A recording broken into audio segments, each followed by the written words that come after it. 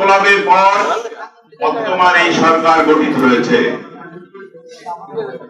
এই সরকারের কাছে মানুষ চায়, দেশের মানুষ চায়, দেশের জনগণ চায়, ব্যবসায়িকরা চায়, শ্রমজীবী চায়, সাংবাদিকরা চায় একটা সুষ্ঠু নির্বাচন।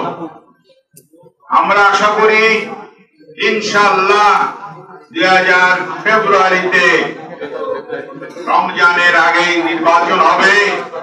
সেই নির্বাচনে জাতীয়তাবাদী সমমনা জোট সহ বিএনপির ভারপ্রাপ্ত চেয়ারম্যান তারেক আমরা নির্বাচনে অংশগ্রহণ করব। আল্লাহর রহমতে, আল্লাহ ছাড়া এই নির্বাচনে কেউ বাধা দিতে পারবে না। নির্বাচন অবশ্যই হবে। সংগ্রামী ভাইরা আমার, দুই একটা দল পেয়ার কিন্তু পেয়ার পদ্ধতি চায় আবার 6 থেকে 8 মাস আগে। তারা প্রতিটা 300 আসনের মনোনয়ন দিয়েছে। এটা বাংলাদেশের জনগণের সাথে একটা তামাশা সৃষ্টি করছে। পিয়ার পদ্ধতিতে বাংলাদেশে নির্বাচন হবে না। পিয়ার পদ্ধতি এই নির্বাচন যা মানে এই জাতীয় নির্বাচনকে বাধা সৃষ্টি করা, বাংলাদেশের গণতন্ত্রকে ক্ষতিগ্রস্ত করা, বাংলাদেশের অস্তিত্ব বিলীন করার চেষ্টা করছে।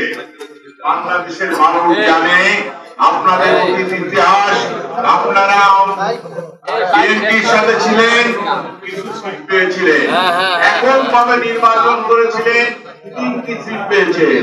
আর এইবার যদি এককভাবে নির্বাচন করে কয়টা সিট পাবে এটা মানুষ ভালো করে জানে।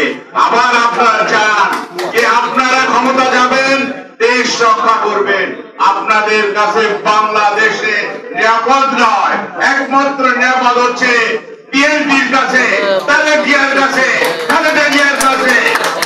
শহীদ প্রেসিডেন্ট রাষ্ট্রপতি জিয়াউর রহমান এই দেশের গণতন্ত্র ফিরিয়ে দিয়েছিল। মানুষ ওই দলের অতীত ইতিহাস জানে। নির্বাচন যদি না হয় তাহলে দেশের অবস্থা অত্যন্ত খারাপ হবে। বর্তমান অত্যন্ত অবস্থা খারাপ। দ্রব্যমূল্যের ঊর্ধ্বগতি, মানুষের ক্রয় ক্ষমতার বাইরে, অর্থনৈতিক সংকট, বৈদেশিক মুদ্রা সংকট, সাথে সাথে আমাদের স্বাধীনতা সার্বভৌমত্ব সংকট সৃষ্টি হচ্ছে। অতএব এই সরকারকে বলবো, ডক্টর ইউনূস সাহেবকে বলবো, আপনি যত তাড়াতাড়ি পারেন নির্বাচন দেন।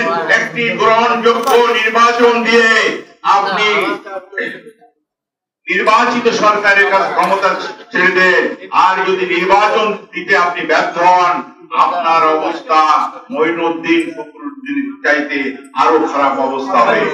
সংগ্রামী ভাইরা আমার, আমাদের প্রিয় নেতা জনাব সালাউদ্দিন ভাই বক্তৃতা দেবে। আমি আমার বক্তব্য এখানে শেষ করছি। খোদা হাফেজ।